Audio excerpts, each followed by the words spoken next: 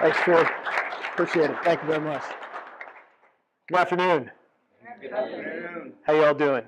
Good. So I'm going to talk for a little bit. I've got 2 questions and 3 points that I'd like you to remember. Shouldn't take more than an hour, hour and a half tops. I promised Dr. Ziegler I'd be out of here quickly. So 2 questions. First question, for those of you wearing the maroon t-shirts, what was your biggest challenge this week? Consensus opinion? Anybody want to offer up biggest challenge? Yeah. Actually, like coming to the camp in the first place. Just coming to camp in the first place. Like a big got to get out of bed, but for the whole week. All right. What else? Yeah. Opening up to strangers. Yeah, that can be huge. That's one for me usually too. Anybody else? Folks wearing the green shirts, I'll ask you a question. What, or maybe it's better to say who, was your biggest challenge?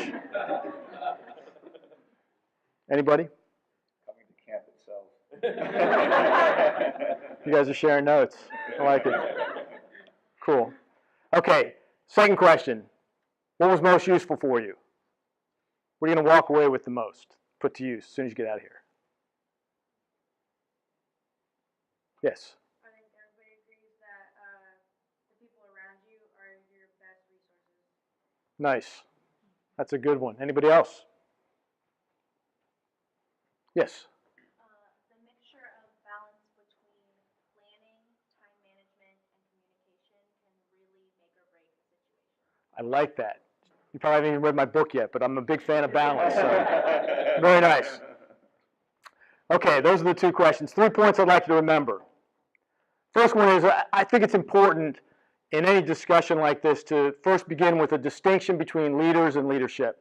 You know, this is the Shelton Leadership Challenge, not the Shelton Leader Challenge, for a reason. I'm in the leadership development business, not the leader development business, for a reason. And the reason is there's a distinction between leaders and leadership. First of all, leaders. Noun or verb? Noun, person, place, or thing, right? Leadership, noun or verb? It can be both a noun and a verb, right? We can talk about the leadership of this organization as being a noun. We can talk about leadership as an act, right? And so if it's a verb, it means anybody can do it. You don't have to have a title, which is another distinction, right? Leaders, that's a position. It's a title. You become a leader when someone says, Mark, you're in charge. Don't mess this up. Right? That makes you a leader. Position. What's leadership about? Not position. It's about presence. It's about how you show up. And I think the third distinction is that leaders are there for accountability. We have leaders because we have teams. We have teams because we want to accomplish hard things. But those hard things are usually tied to some goal, some number. In business, it's profit. In our communities, it's karma, right? So we have leaders because we need somebody to be accountable for achieving that goal, accountable for the team. What's accountability? Accountability is somebody else holding you to a task or a standard. That's a leader. Now, leadership is a little bit different. It's about ownership. What's ownership? Ownership is when you hold yourself to a standard, right? So the difference between leaders and leadership is that there's plenty of leaders out there who don't display leadership. They don't show up. They're not taking ownership, right? It's just the title. And there's plenty of what we might call followers who show up every day ready to go. And they want to step up and do their best. And that's leadership. So what we want you all to be are leaders who are present and display leadership every day. Don't forget the difference. All right, that was point number 1. God bless you. Point number 2, teams. Why do we have teams? We have teams to solve the hard problems. But when we talk about teams and groups, probably the most common phrase or expression you've ever heard uses a chain as an analogy. You all familiar with that? What's that? Anybody?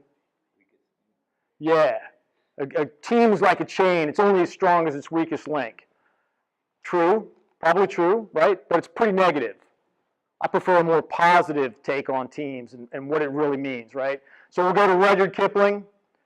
Wrote a book called The Jungle Book. Y'all seen the movie maybe? Read the book? Right? There's this thing in there, this saying about teams. You know what it is? The strength of the pack is the wolf, and the strength of the wolf is the pack. Positive, right? It says that the team is better because of the individuals on it. We'll go to diversity.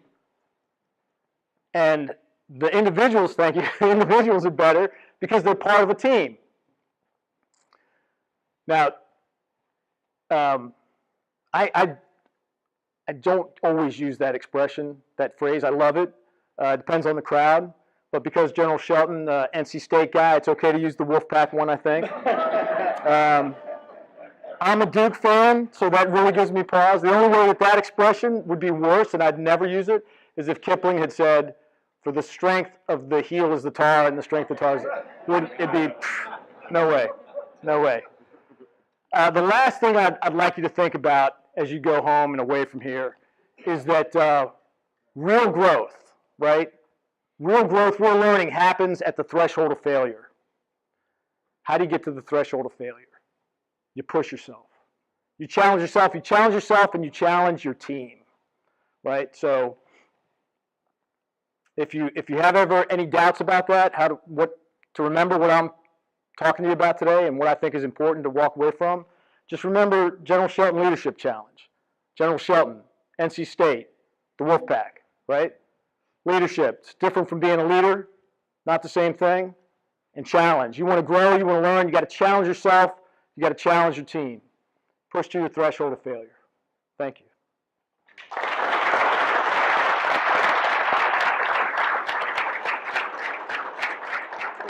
Thanks, Mike. Couple of things. My